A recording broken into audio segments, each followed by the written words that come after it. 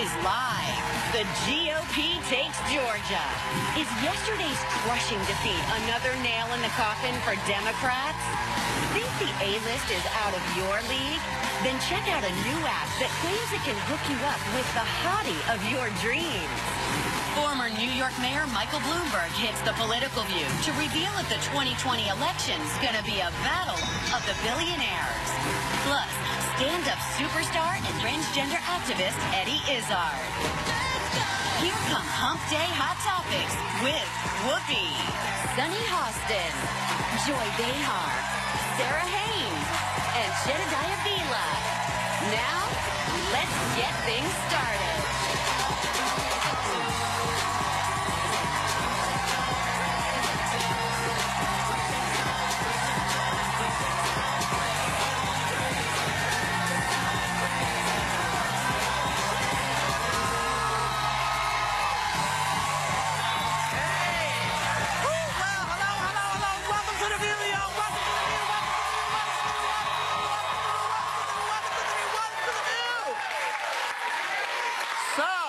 The votes are in on the Georgia congressional runoff. Democrats thought they'd be able to pull off a win, but it did not happen. But he did not lose by much. But Jon Ossoff was defeated by Republican Karen Handel. So people are saying, you know, oh, the Democrats can't pull it off. I just want to say that this race was much closer than anybody thought it was going to be, particularly in a state that has always gone Republican, much like the race that we saw. Oh, my God, where was it? Where the gentleman shoved the other guy. Oh, was that Montana? Montana. I think it was Montana. Yeah, okay. So is it that they haven't pulled it all the way out, or are things moving in a different direction? I think things are moving. This was a district that hadn't gone Democratic since the 70s? 1978. Yeah. So, and the strides he made are more proof that there are people coming in and participating that are making a difference. This was a guy with, he's 30. I don't think I know, but the fact remains that since Donald Trump won the election, or you know, since he was nominated, the Democrats have lost 3 elections. So if you're using Donald Trump as your basis for your campaign, I don't know if it's working. I don't think people are going towards the Democrats in enough numbers at this point. And it's a problem, big problem. What we're seeing, though, is in this particular district, to your point, Whoopi, this is the most educated, wealthiest district. I hear music. District in Georgia, and education means that they are likely making more money, and we know that the Republican Party, certainly the tax cuts that the Trump administration has promised, is going to inure to the benefit of that community. So I don't think we should be so surprised that they voted in their best interest. I don't know that it's an indictment of Trump. I don't think it's an indictment of the Democrats. Generally speaking, I think Sonny, it makes sense. Generally speaking, Republicans vote in bigger numbers than Democrats. Yes, that's true. Okay, so the trick is to get these people to the polls.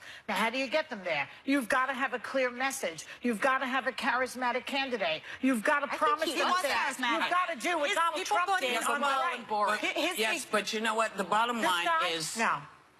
What? He was charismatic. I was going to say, he didn't even move into the district. That was the issue. The Democratic Party should have said, listen, you want to run, you want to win, you move into the district. He didn't spend his whole life there. That's not good enough. Yeah, no, that's true. He has a good point. Not only did he not live in the district, but a vast majority of his donors came from outside the state. The bottom line is, you can say it's a loss. I don't see it that way. I see that Democrats are coming out, and they're not coming out perhaps in the numbers you want them to come out in. Montana, this kid, the man who ran against the gentleman who won, would never have had not one iota of movement had changes not been happening. I'm saying I'm not looking at this as a loss. I'm looking at it as slow progress. Yeah. I think that's a good point, too. I think the issue, though, what I was saying before is the vast majority of his donors came from outside the state. He I get all also of that. had a lot of celebrity endorsements, and I think what was confusing for me was his messaging, because when I would hear him, I would hear a heavy focus on Trump and anti-Trump, and then I would hear some conservative rhetoric about the debt and concerns. I think, for me, when I look at Democratic Party, what concerns me is that I don't see a clear message, and I think a lot of voters in those areas of the country that didn't vote for Hillary Clinton felt the same way, and I think if they focus on Bernie messaging... Sanders had a clear message. Right. He just didn't get the nomination. That's true. I agree He with had you. a clear message. You need a young Bernie But I don't Sanders. think this guy look had at a clear Trudeau message. in You Canada. don't need Look young at Bernie Macron. Sanders. Listen, Bernie I would had like a lot that. of time to get his own state together.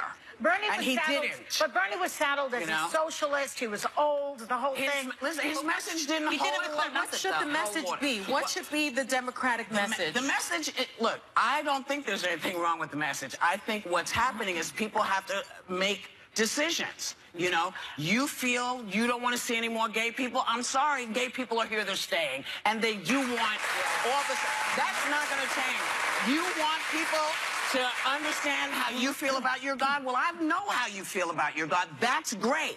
But you can't force me to feel about your God how you feel about your God. I think that I think there are a lot of specifics that people don't want to hear anymore. They don't want to see a lot of changes. People are tired of change. But this is America, and this is what we do. It's also a very- more than social issues involved. The people who voted for Democrat, the ones who were going to vote for the Democrats, need to know that they're going to have jobs. They need to know they're going to have health care.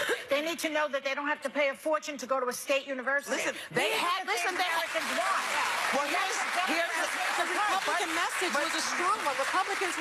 Donald Trump's message was, we're going to make America great again. I think that Stole that from Reagan, by the way. resonated with so many Americans. It resonated with Americans because they felt they had a president who didn't do anything. Yeah. And listening to all the rhetoric on Fox, you think Obama was sitting around smoking a joint somewhere. Yeah, but... And so my point is, you know, there could have been more jobs had the infrastructure gone through, but the Republicans said they're not going to do it. There could have been a lot more stuff going on for everybody, but the Republicans sat and made a big turn and said, this is what we're doing. I think the Democrats should be countering the message by the Republicans, because what we've seen from conservatives is a promise of jobs in things like coal and making things America in things that are outdated. What Democrats need to do is come together with innovation of where energy is going, where things are going, and really create jobs and counterbalance the strength Well, of that that's what message. Hillary Clinton should have done. She should didn't have speak enough She about should have that. gone into coal country and said, look, your jobs are okay for now, but your children will not have jobs in coal. We will give them jobs in clean energy. She didn't say that. No, she didn't, because there's an agency that was created for people who were moved out of the coal industry. There is an agency to teach people what to do now. Those agencies, nobody ever went to those agencies. Nobody talked about these agencies. All of this stuff that people keep saying, that's not it has been there. It has been there. So what Democrats probably need to do is say, listen, you have to make a decision as an American. You say America first. What does that mean? Are you going to buy from America first? Because we can put manufacturing back. Are you going to buy it, or are you going to go where you think it's going to be cheaper? Because a lot of what we've done as Americans is allow folks to take our jobs and put them overseas because it's cheaper. Trump's company. And there's also the technology piece, though.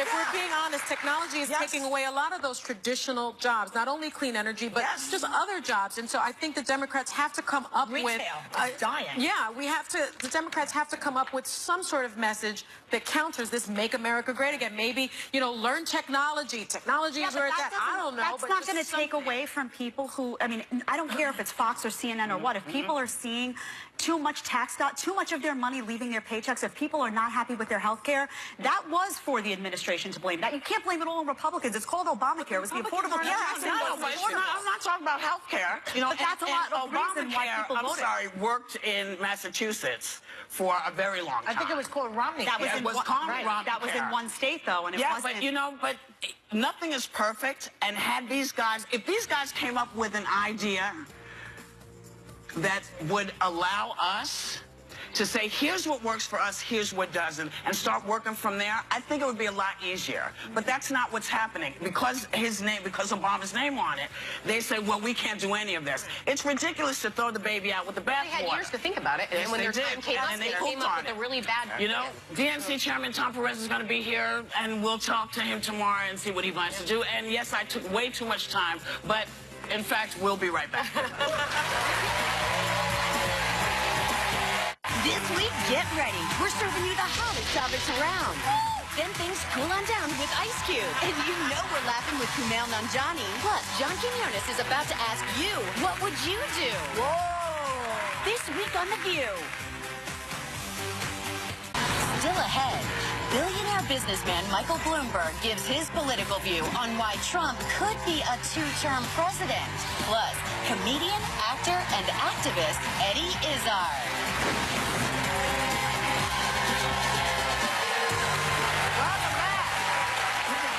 Apparently, Republicans are feeling the love right now, but it seemed like Senator Marco Rubio was not one of them. A photo of him attempting to embrace Ivanka Trump went viral because she seemed not to really be into it. She says it's fake news, but I mean, she doesn't look like she's into it.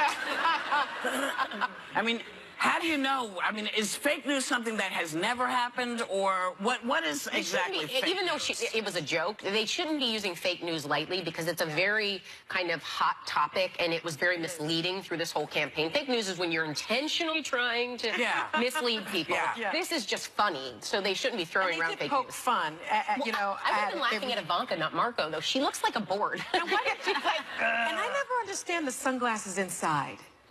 Yeah, that was Future's just so bright, Sonny. I mean, because if they're inside, aren't they? Why are the Maybe her eyes are tired. She doesn't have enough makeup on. Yeah. All sorts I don't of know. reasons. Maybe she just came in from outside. Maybe she just came in. That's true. There were some funny, people had fun online, and Marco's one of them, which I thought was cute. Based on review of evidence and my own recollection, have concluded no hug was even attempted, and press covfefe of alleged failed hug is false.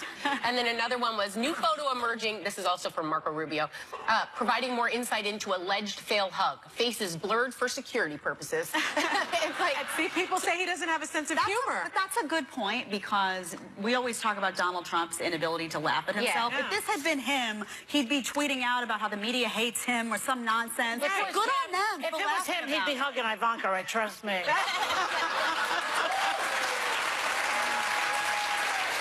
I do appreciate a sense of humor. Someone that can laugh at themselves does remind you that there's a humanity sometimes. Isn't it interesting? I mean, the hug to me connoted that they had some sort of relationship. Well, not back from her. Well, yeah, but he thought that they had some sort of relationship. I mean, I'd rather hug than shake hands because my hands are always cold and clammy. So I don't want to, you know, shake people's hands. But he must have thought. Why are your hands always cold and clammy? I don't know. Feel them. Bad circulation. No. It's so gross. It's so gross. Mine are warming, Sammy. All right. So, it's the awkward go in for the shake, go in for the hug. It's meet the parents when you don't know what to do. I was thinking, when did fake news start? You know, the Inquirer. Remember years ago, it was Did they only call it it was that? in the supermarket. No, they say aliens had landed the globe, would make up stories. See, that was true. All that, but all that stuff was sort of limited to supermarkets, and now it's on the front page Because of of papers. social media, because it blew up with social well, media, that is with true. the launch of Twitter and Facebook. And every People once in a realized while, they the could. Inquirer gets it right, like they did with, was it Sanford? John Edwards. John Edwards. And when That's they right. because they got it right at least that one time. But they scream fire so many times, you're like, yeah, right. Yeah. And then, like, I it's know true. people who believe that stuff when they read The aliens I did. My It's grandmother totally used different. to believe almost everything that was in there. National Enquirer? Enquirer. Yes, Yeah. she got it every week. And some of the stories give you some food for thought. Yeah. The worst are the thigh shots. They're always like, what fat celebrity is that? And you're like, are you kidding me? This is so disgusting. But the UFO stories are interesting. I told you, it's the aliens. You would say that. Area 51. You believe in that stuff? I don't believe in any of it. I believe there are other life forms, Joy. Yeah, but not necessarily on this planet. Well, There may be aliens amongst us. Scanning the audience right now. What is happening out here? There I may don't think they be. call immigrants aliens. No. No, because of confusion. It's supposed to be undocumented. also incorrect. They call them aliens. It's offensive. Illegal aliens. It's Yeah. like, really? They're for like coming out of a spaceship. But you also believe in life other life forms outside of the Outside, maybe, outside yeah. of here. Do you think that maybe there are some aliens amongst us? Yeah. Men in Black? See, yes, They're everywhere. yeah. Oh my All God. you have to do is spend a couple of minutes at this table and you'll find out. We'll be right back. How is billionaire businessman Michael Bloomberg putting his money where his mouth is to defy one of President Trump's most controversial moves? Find out next.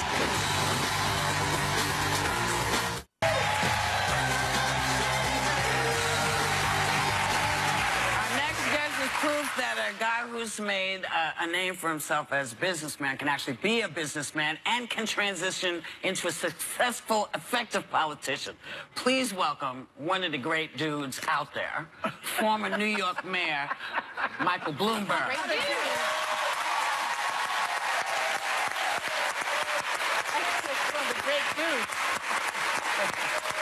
I don't think anybody's called me a great dude in 75 years. Well, you know, We like you. we do like you, you We know. miss you. So, as I recall, there was a point when you were not a big fan of the gentleman who's now in office as president. I never said that. Really? You didn't call him a dangerous demagogue? I said that I thought that out of the two candidates running, he was not the one that you should vote for. You should vote for the other one, who I still had some issues with. Right. But Right, I right. was very careful in what I said, and I meant it. Okay. All right. Well, But did you think it was a dangerous demagogue? I don't think I used the word demagogue. What about con man? I did. That I did. Con man. I remember that I'm just letting you know, Dana, I did ask the question. Let's just all hope that Donald Trump is a good president of the United States. He's our president, and we need this country to be run well. I didn't vote for him, but I think I would not make the mistake. Mitch McConnell said when Barack Obama was elected, let's make him a one-term president. Yeah. Let's not make this work. And I thought, that's our country. That's my kids and my grandkids. We have to make it work. You have an election. Whoever wins, then we got to get behind and work. And you can run against somebody else. But the difference between America and some other countries, in other countries, if they lose an election, they try to tear down the government. They try to have a revolution. We should sit back and say, okay, 4 years from now, how do I get my person, my woman, or my man elected? And that's very different. Well, wait a second. That doesn't mean that with all the crazy stuff that's going on in this administration, that you should not have a strong resistance. No, and I think if you disagree, There's you a should... difference between tearing down and resisting. You should go out there, you can protest, you can Right. elect Okay. other officials, Right. you can write letters, you can make phone calls, you can carry signs, you can do all that. But in the end, we're a democracy. The public has spoken, whether you like the results or not. And other than with a little help from the Russians, he was elected.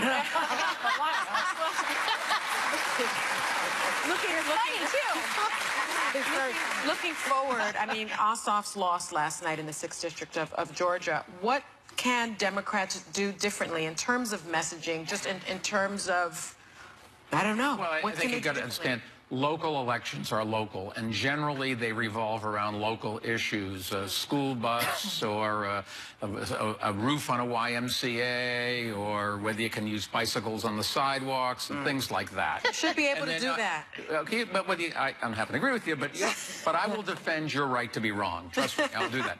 But I think you got to be careful in not reading too much into this election, although I will say one thing. Maybe it shows that all the money in the world can't buy an election. That we focus on money. Why? Because there's a lot of people who make money, the advertisers, the stations, news stations, television stations, whatever. But the public is a lot smarter than people give them credit for. And they look and they see and they decide. And Donald Trump showed you can get elected president of the United States without spending a lot of money. I don't know. Did Well, he he got spend a lot. any money of Well, his he own? got I a don't lot of think free so. advertising. No, let's not even talk He about got a lot that. of free advertising because he said things that the newspapers and television stations thought the public wanted to hear. The press is very democratic.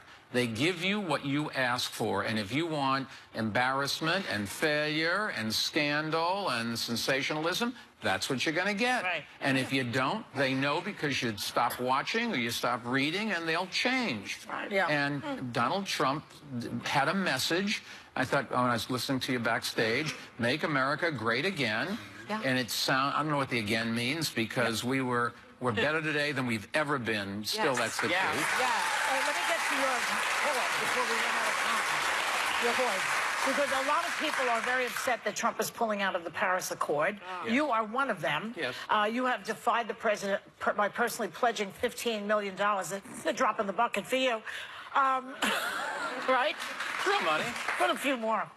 So what do you think? Why is this so important to you? Well, keep in mind, America is halfway towards meeting the goals that we agreed to already, and we still have 8 years to get the other half done, so we're going to get it done. It was not done with any real help from the Obama administration, and it's certainly not going to be done with any help from the Trump administration.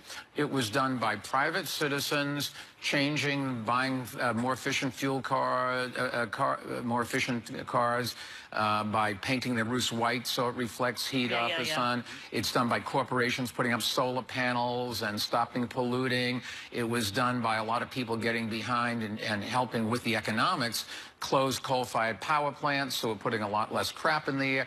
That was what was done, and that's going to continue. And the U.S. government is still a participant in this, even if Donald wants to drop out for the next 4 years. That's just the way the deal works. Good to know. During that 4 years, I assume they will pay the $15 million, which we owe as our share of supporting the organization that keeps score. And I said, if they reneged, and we're not a country that should renege on, particularly on $15 million or anything, I said, well, I'll give up the money. I'll give the money if you needed it, but I don't think you're going to have to do that. I assume the American government's going to pay what it committed to pay, even if it doesn't like it. You make a commitment, you live with it. You stick with it. Yeah. Now, saving the environment is your primary focus right now. You've done such incredible work with Common Sense gun control and reform, but you have a new documentary called From the Ashes. Yes. And it looks at the coal industry. Yes. Now, do you believe that President Trump will be able to bring back the jobs that he promised American coal workers? There's no chance. The jobs that are in the coal industry, most of them will continue to go away the way they've been doing it. Today, there's only 50,000 people working in coal. Only 15,000 of those are miners. In 1980, there were 250,000. Back in the 20s, there were 800,000. What's happened here is two things. One, people are using less coal because it's the most polluting thing you can do. And what's happened also is renewables, solar and wind, as well as natural gas, have become cheaper. So people are buying other ways to generate electricity rather than coal. So the demand is going down. The other thing is technology has automated the way they dig up coal. And that's happening in the retail business. It's happening in the news business. It's happening everywhere. And so we've got to find some ways to create jobs for people going forward, because a lot of the jobs they have now just aren't going to exist, and that's certainly true of the coal miners' jobs. And one of the things Bloomberg Philanthropies is working on, we're trying to support 3 organizations which retrain coal miners to other jobs. Unfortunately, in the president's proposed budget, which probably will be modified before it gets adopted, he takes away money from one of those organizations. Really? But nevertheless, the important thing is not what Donald Trump does. The important thing is what we all do. We have to find ways to create jobs, and everybody in this room, everybody watching, the industries that you're working in are going to downsize because of technology, which means you're going to get better products at lower prices, but the jobs are going away, and we've got to find ways to create jobs. And it's better education. It's letting people come from around the world and start businesses here. We need more global trade if you want more jobs. You sound like you have, I'm listening to this, and you sound like you have a political platform for president that you're launching right now. And you thought about running against Hillary Clinton and Donald Trump. Is that a possibility? The only presidency I'm thinking about running about is my block association. Been there, done that. He's the only Republican I've ever voted for is Michael Bloomberg. You sound like I wasn't even a Republican. Yes, you were. You sound like, I think one of the issues with politicians right now is that there's a lot of slogans and not a lot of actual action, where you're talking about transitions of jobs from coal to other industries. These are things that people want to hear. So they want to hear, but they want to see it done. That's right. Right. That's right. And so we've got to find ways ways to do it and go and implement. And that's where I'm spending my time trying to do it. And I take all the profits from my company and put it into the foundation. The foundation's going out and doing these kinds of things. Can't do everything. And keep doing that. He's making a bigger difference than most politicians. I don't know about that, but Do you trust the free market ultimately to fix some of these things, like the coal, the transition to clean energy? I think there's no question that capitalism is the economic model that works. Socialism did not work. The trouble is we've got to make sure that capitalism includes everybody and not just some people. But in the end, if you want jobs, you have to have it. But it has to include everyone. Yeah. You have to try to include everyone. I don't think you can ever get there, but we have to keep working and not give up. And if sometimes things you try fail, you got to come back with other ideas to keep doing that. That's right. And that is the real message. Michael Bloomberg, we thank you. Thank you. From the Ashes premieres this Sunday on National Geographic. Time. Check your local listings for time. And members of our audience, you're all going to get this book, okay? You're all getting the book. You're all getting the book. Climate of Hope. We'll be right back.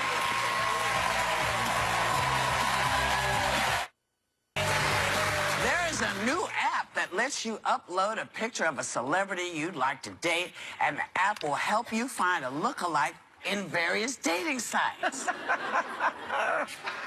No bueno.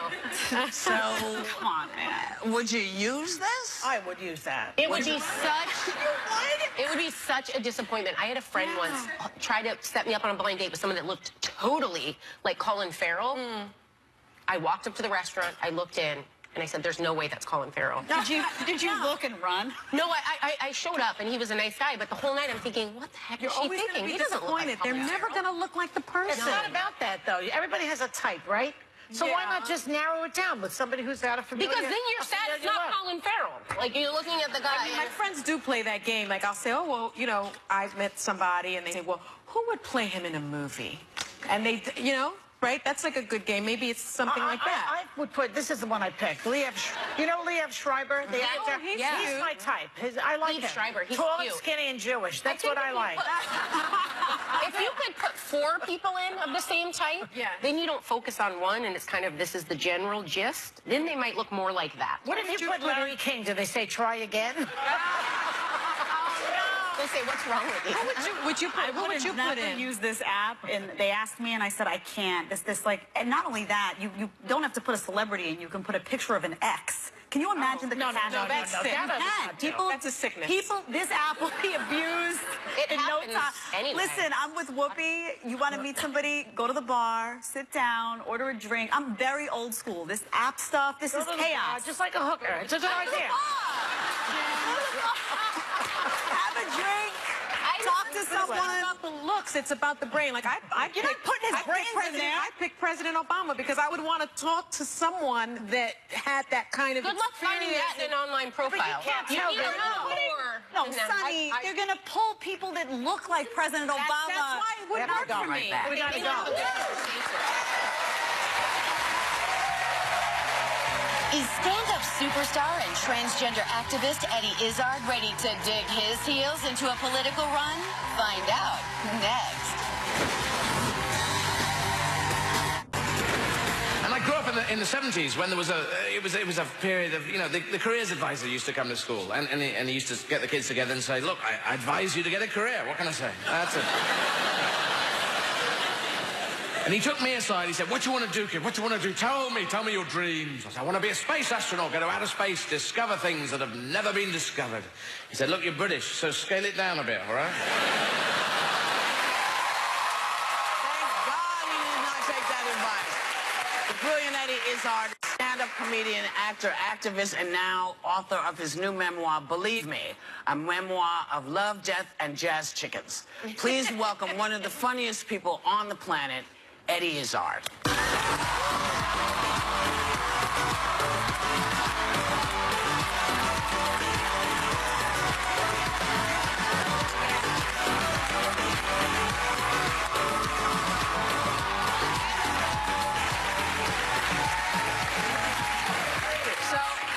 You know, I am fascinated by the book. You know, I also loved your documentary. But in this book, you write about your childhood and how losing your mom when you were a little boy really sort of framed everything about you. Yes, it was 1968, which turned out to be a hellish year for people dying. But Mum died in 1968. I was 6 years old. My brother was just about to turn 8, and she'd been ill for some time, and she'd gone yellow. She had jaundice. But we just thought, Mum's yellow. Oh, she goes yellow, and then she'll get well. And you know, as a kid, you get ill, and then you get better. And then she didn't, and one day we came home, and it's the first chapter of the book, and I'm not going to read it out, but we came home, and she wasn't there, and we never saw her again. And so it just knocked us sideways. And obviously my dad did know it was happening, and it totally affected him. It was he'd had a marriage before. This was his good marriage, and the 2 kids, and suddenly 9 years, and then Mum was gone. And for me and my brother, it blew us away. But I think I became a performer because Mum died.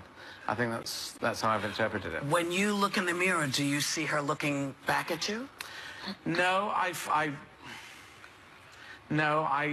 don't see that. I don't think being transgender has anything to do with my mum, by the way. I knew that before. When I came out, my dad said, I'm okay with this, and if your mum was still alive, she'd be okay with it too. That's nice. Which was a very nice thing. Very nice. Not everybody gets that kind of approval. So, Eddie, when you were here last time, you know, Whoopi rattled off a whole bunch of impressive, you know, credits that you have, but you were here last time. You've done a lot, but now you're adding politician to the list. Why? What are you thinking? Well, I'm trying to follow Senator Al Franken. I mean, he came from comedy, went into politics, and that's what I would like to do. My politics is pretty similar to his, so I'm trying to do the same thing back in the UK in the next election that comes around. So I've been an activist for some time. That's great. And it's a tough old world to get into. Thank you, one person. But it's, you know, I just decided I will go into that for a period of my life. And I also do surreal comedy in 4 languages now. And I'm running marathons and doing this. Every week, right? Marathons every week? I want to do 1 a week, because I met some people who were members of the 100+ club. They'd done over 100 marathons. Right. And they're in their 60s and 70s, and they looked really good. Of course. But I think my body is designed to be moved, so that's why I try. Yes, we're supposed to move. Yeah. But, you know, last time you were here, I think you were here in the middle of the Trump campaign last time, yeah? Well, I don't call it the Trump campaign. What do you call it? Yes, well, I thought it was a general election you had, wasn't it? Okay, Well, yeah. The Trump campaign. Yes, Well, then now that he's in the White House. well, yes, the strange thing How that is happened. he doing, do you think? I mean, he's not really getting along with the Brits even. I mean, he turns on all his friends. The Brits, the Canadians, the Australians, the French, the Germans. But he loves the Philippine guy, and he loves Putin, and he loves the Turks. Kim Jong-un. And he loves a lot of these dictators. What do you make of all that? We can't believe that it happened, but then we did have George W. Bush Jr. Trump just defies description. I know that Hillary got 3 million more votes. She did in popular vote, yeah. But she still didn't win. I know. Well, yeah. So we hold our breath. We had Brexit hate and Trump hate and all that kind of extremist politics. I don't agree with it. It's simplistic politics. It says do one thing, build a wall and hate these people, or build a wall, pull out of Europe and hate those people. Oh, yeah. And that doesn't work. We tried it in the 30s. It didn't work. Anyone pick up a history book? It didn't work then. It won't work now. It's simple thinking. That's very true. Yeah, it's simplistic. We have to simplify. Real politics is as complicated as it looks, but we have to simplify our message and our direction through it. But the extremists come up with simplistic politics, which oversimplifies. Just says build a wall, hate these people, it'll all be fine. Yeah. Does not work. In your book, you write about the first time you went out in public, dressed up in makeup. You were 23 years old. Yeah. And you got chased down the street by a group of teenage girls. Yeah. And that incident actually shaped kind of how you faced people that opposed that. Well, it was the first time facing them down. They were teenage girls, and I was 23-year-old man, so I should have been in a better position, but they realized they had power. They'd seen that I'd changed clothes, and they did, this is a guy, not a woman, and so they decided to follow me. They weren't even chasing me, they were just following me, and I couldn't go home, because I'd come out from home. Anyway, so I thought, if I go home, they'll know where I live, and they'll be outside the door forever. So I thought, I'll just walk away from home. So I walked away, and it was going on and on, half a mile, oh. And I thought, I'm going to confront them. They just kept shouting, hey, why are you wearing a dress? Why are you... So I said, do you want to know why I'm wearing a dress? I'll tell you why. And they just screamed and they ran off. And I thought, that's interesting. So since then, I've tried to confront everything. And it's not a perfect science, because it doesn't always... Some people can be extremely violent and whatever. But I do try to confront. And I've had fights in the streets. And I've taken people to court for, just recently, the Crown Prosecution Service. A lot of guns in this country. Be careful. I know you have guns. But there's a lot of other stuff in this country, too. That's good. Yeah, There's a lot of good stuff. And these are not... But he's going to run in. I'm running in. These are not great for running. But they're good weapons. But they are great shoes, and I wanted to, and I'm giving them to you, I'm presenting these to you in public, in front of people, because I read in the book that you couldn't come get your Emmys because you were shooting something else. Yeah. You didn't get your soccer thing because they gave it to you in the hallway, and you never got anything awarded. So I'm awarding these shoes to you, Eddie Izzard, for being one of the best, straight up, funnest folks, fearless, one of the best people on the face of the earth, like our friend Billy Connolly. And so that is your award for being a damn good person. Thank you very much. Thanks to Eddie Izzard. The new book, Believe Me, a memoir of life and death and jazz chickens, is available now. You can also catch him in his stand-up comedy tour, Force Majeure. We'll be right back.